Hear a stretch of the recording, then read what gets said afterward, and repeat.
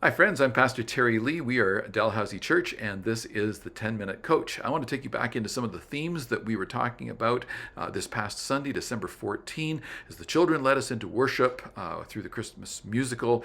And I introduced us in the Gospel of Matthew, because that's kind of where we've been. And I want to take you back into some of these themes. You can see I have my wise men here. I was at the youth banquet on Friday night, and I won those as which we call it white elephant gifts. There we go. There's one, two, three wise men. I need to get a bit bigger beard. Anyway, they were lots of fun, and we had a great time at the youth banquet. They were a blast.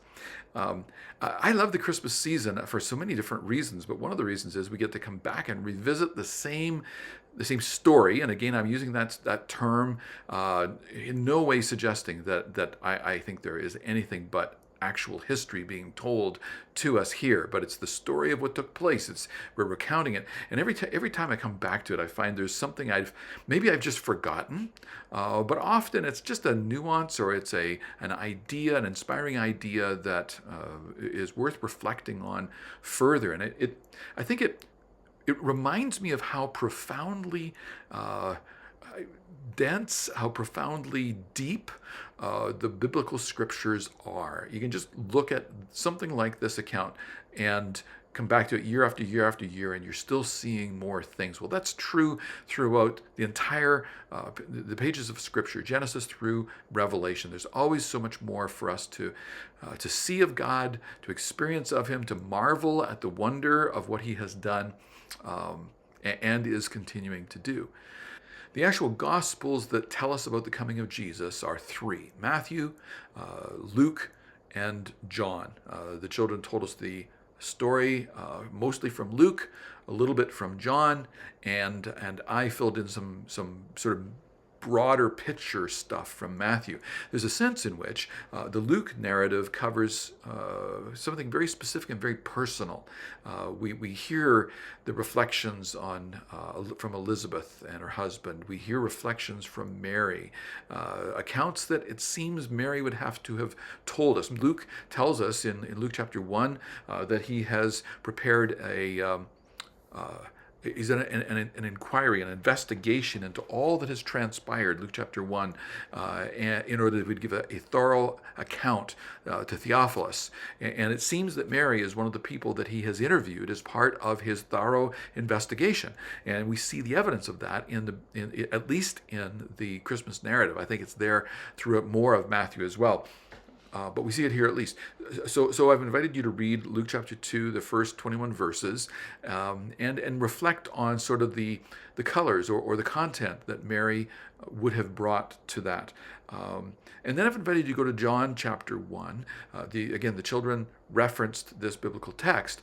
And there, kind of look at the different perspective. Like, if Luke is this kind of personal, more narrow perspective, I think John takes us to the very broadest extent, which is the cosmos. He was there at the beginning. He spoke things into being, and then he became flesh, and he dwelt among us. I'm inviting you to reflect on that as a family, or in your life group.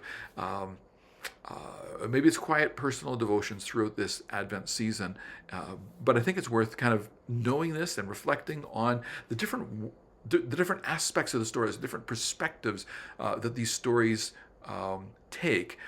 Matthew then is kind of here.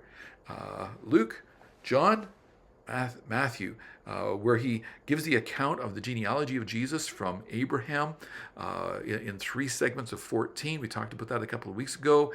He gives us more of Joseph's account. He's giving us the legal pedigree, genealogy of Jesus through the father's family tree, without suggesting that Joseph is the biological father of Jesus. He's the earthly father of Jesus. But we get this account of Joseph's experience. And Craig walked us through some of that this past Sunday, where he's put into this really difficult assignment and is asked to represent God and do God's work with him. And then we come to the account of the coming of the wise men, or the magi. I've given you some I've invited you to read that account from Matthew chapter 2, the first 12 verses. The Matthew chapter 2 narrative seems to be taking place like almost 2 years after the Matthew chapter 1 narrative, or the Joseph piece. We're about 2 years, almost 2 years later after the actual birth of Jesus. The suggestion, the illusion seems to be that they set up camp. They've moved into a house. Presumably Joseph is plying his trade as a carpenter in Bethlehem, rather than going back up to Nazareth. And the Magi are introduced to us here in chapter 2, which this is a strange group of people to come into the narrative, because is this not the Jewish Messiah that's being described to us? Is this not something that is specific to the nation of Israel?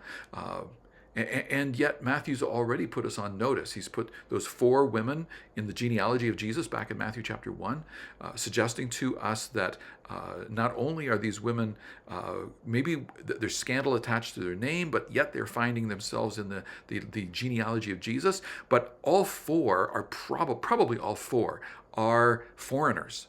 They're not Jewish people. And so we've got this introduction to an international story that's more than just about the genealogy, or more than just about the people of Israel. And now here enter the Magi. And again, we've got this international focus. I've invited you to read from the prophet Daniel. I think there's a Daniel connection here. Scholars are split on this. I'm convinced that it's a real thing. You can read about that. The word Magi is a transliteration from the Greek. Magi is basically how you pronounce it in the original Greek. That same word shows up in the prophet Daniel's writings when it was translated out of the original Hebrew and Aramaic into the Greek, the LXX, as it's sometimes referred to, which was a Greek translation of the Hebrew scriptures, the Septuagint. We learn some things about how words are being used here when we see those translations present. The Magi, they're there in Daniel. There are some other prophetic voices that may have been behind this journey. One of the things that I find fascinating about the Hebrew scriptures, so often I think of our modern connectedness, that we have news sources that come from around the world. We have internet connections. We hear news. I follow a friend who's in Kyiv, Ukraine, and she posts almost daily about what's taking place there. We have this interconnectedness around the world. We know what's going on. And yet that was not true then.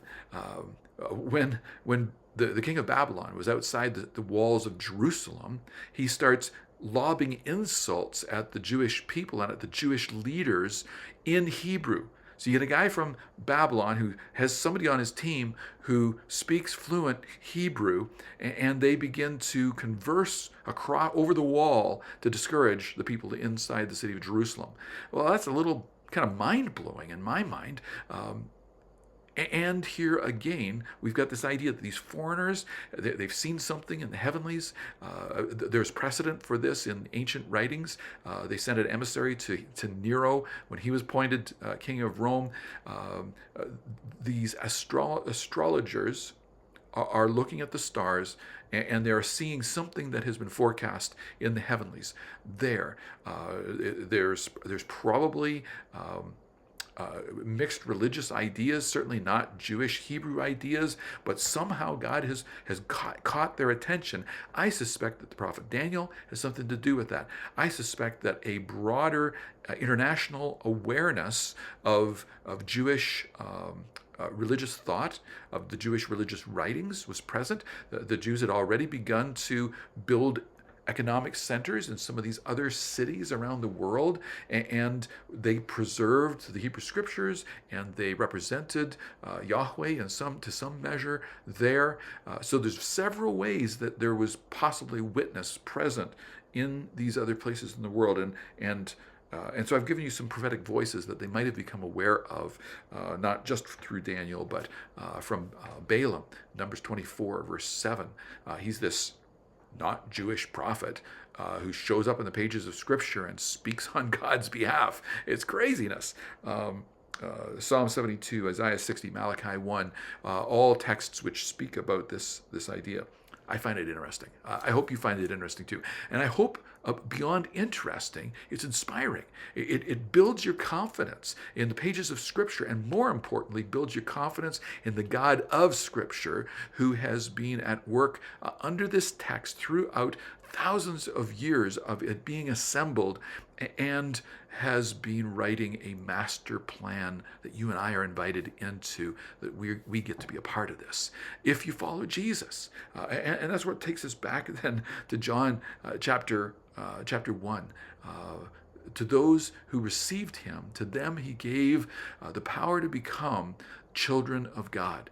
And that's what we are. That's who we want to be. That's who I long for you to be, is a children of God, a child of God, one who is in relationship with him through what began to take place in the Advent, the coming of Jesus, the incarnation, when God became man and walked among us, calling us to the Father.